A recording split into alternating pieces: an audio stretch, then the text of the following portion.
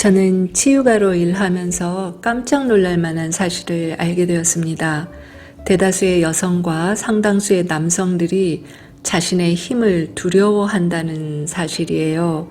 내면의 힘을 억누르고 왜곡된 방식으로 사용하느라 엄청난 고통과 에너지 낭비를 겪습니다. 특히 여성성에 가해진 지독한 상처를 치유하고 힘을 복원하는 과정에서도 쌤 말은 맞는데요. 현실에서는 그게 아니잖아요. 라는 회의와 패배감이 너무 깊습니다. 여성적 정체성에 대한 상상력 자체가 아예 제한되어 있는 거죠. 상상력을 복원하는데 역사상의 실존 인물을 재해석하는 작업이 크게 도움이 됩니다. 오늘 측천무후에 대해 말씀드리려고 하는 이유이기도 해요. 이런 문제가 중요한 이유는 여성들 스스로 제한된 믿음 체계에 갇혀서 남성과의 관계, 그러니까 연애나 결혼 생활에 투사하고 자녀 양육을 지배하며 직장 생활 등 온갖 인간 관계를 왜곡하기 때문이에요. 여성 스스로 그런 제한된 신념을 정당화하기도 합니다. 비단 막장 드라마에서 며느리 괴롭히는 시어머니에만 해당하는 것이 아니라 거의 모든 가정에서 모든 세대의 여성들이 어딘가 왜곡된 신념을 가지고 자신을 끼워 맞추며 상처받고 계시더군요. 심지어 어떤 이는 그런 신념을 생존의 도구로 써먹습니다. 자신의 삶에 대한 책임을 조금도 지지 않으면서 환상적인 연애나 결혼에 기생하려는 욕망이죠. 물론 남성들 중에도 그런 사람이 있죠. 남자든 여자든 배우자 등골 뽑는 유형이잖아요. 오늘의 주제로 돌아와서 왜곡되고 제한된 여성성에 대한 인식의 밑바닥에는 신에 대한 깊은 오해가 자리 잡고 있습니다. 신의 이미지를 백인 남자 할아버지로만 재현한다던가 또 부처님은 해탈하셔서 무로 돌아갔고 관음보살 같은 여성적 신성은 해탈에 쬐끔 못 미쳐서 존재계 근처에 머무르고 계시다라는 류의 인식이죠. 21세기 영성의 핵심 과제 중 하나가 신에 대해 인간이 투사하고 있는 이런 성적 정체성, 젠더 이미지를 해소하는 것입니다. 젠더 이미지, 성적 이미지에 제약당하지 않는 그 모든 것을 아우르고 있는 근원의 의식체가 때로는 남성적 신성으로, 때로는 여성적 신성으로 나투는 것이고, 일시적으로 드러나는 것이고, 모두가 하나의 위대한 근원에서 왔다는 생각으로 전환하는 작업, 이게 중요하다는 뜻입니다. 포바디 힐링이라는 틀로 말하자면 정신체, 영체의 치유이겠는데요. 그렇게 해야 감정과 육체 또한 근본적으로 회복이 되더군요. 이것을 에너지 시스템의 측면에서 말하자면 2번 차크라, 단전에 있는 섹슈얼리티, 젠더 에너지와 3번 차크라, 명치, 솔라 플렉서스의 내적인 파워를 치유하고 활성화시켜야 한다는 뜻입니다. 이렇게 하면 자궁이나 위장 장애 또한 회복이 됩니다.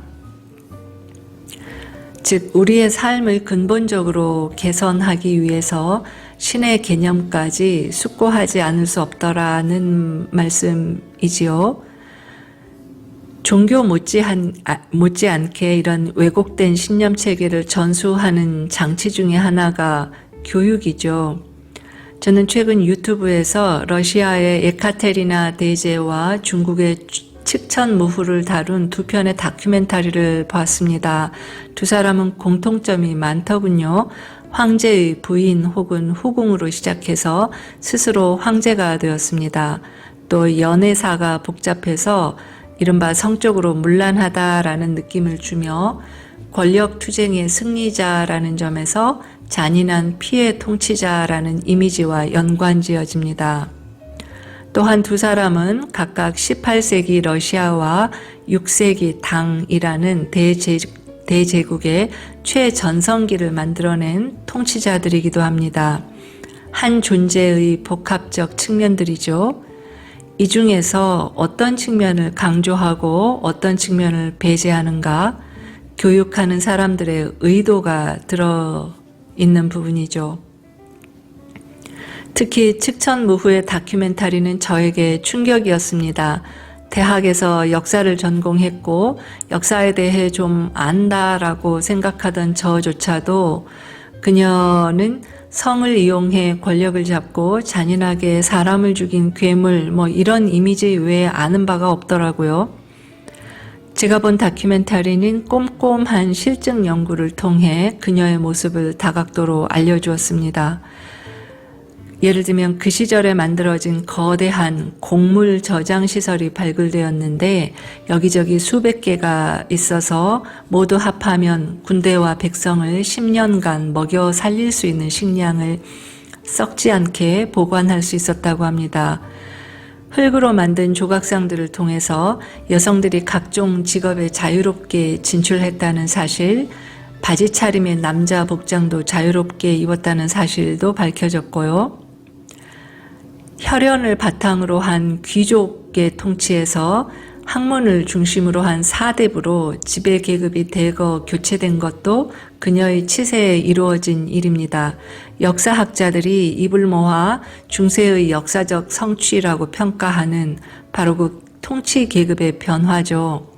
심지어 측천무후는 여성을 최고위직 관료로 임명하기도 했어요. 그 시기 무덤에서 발굴된 그 여성의 머리 장식물에는 세계 여러 나라에서 온 온갖 보석들이 치장되어 있었습니다. 흔히 당나라는 중국 역사상 최초의 국제적 대제국이라고 평가합니다. 그런 위용이 측천무후의 치세에 달성된 것일 수도 있다는 증거죠. 근대 이전의 여성들에게 결혼과 성은 권력에 접근하는 유일한 통로였습니다. 또한 모든 남성 통치자들이 피비린내 나는 권력 투쟁과 골육 상쟁을 면치 못했어요. 그러니 유독 여성 권력자만 떼어내서 성욕의 화신, 권력 투쟁의 괴물로 낙인 찍는다면 그 숨은 의도가 무엇일까요? 심지어 측천무후가 불교를 장려하고 융성하게 만든 것을 두고도 백성의 환심을 사기 위해서라고 삐딱하게 평가한다면 대체 무슨 이유일까요? 당시 다수의 백성들은 그녀를 나라의 어머니라고 여겼다고 합니다. 그녀는 거대한 탑을 짓고 말년에는 거기에 자주 갔습니다. 그 불탑은 당시 전 세계 건축물 중 최고 높이였다고 하네요. 그녀는 자신의 비석에 단 한 글자도 새기지 말라고 유언했습니다. 다큐멘터리를 다 보고 나서 저는 이런 생각이 들었어요. 측천무후라고 불리는 원래 이름은 무조 우자오라는 여성은 정치적 능력과 국제 정세에 밝은 걸출한 정치 지도자이자 모순으로 점철된 자신에 대한 평가를 후세 역사가들에게 맡기는 매우 통찰력 있는 지적 인물이 아니었을까? 자기 삶의 모든 흔적이 공하구나 알았던 수행자의 모습으로 죽은 건 아니었을까? 그녀의 웅장한 묘역 앞에는 단 하나의 글자도 없이 커다란 비석이 우뚝 서 있습니다. 그것이 우자오가 스스로 인식한 자상이었는지도 모르죠. 오늘은 여기까지 하겠습니다. 또 만나요. 안녕.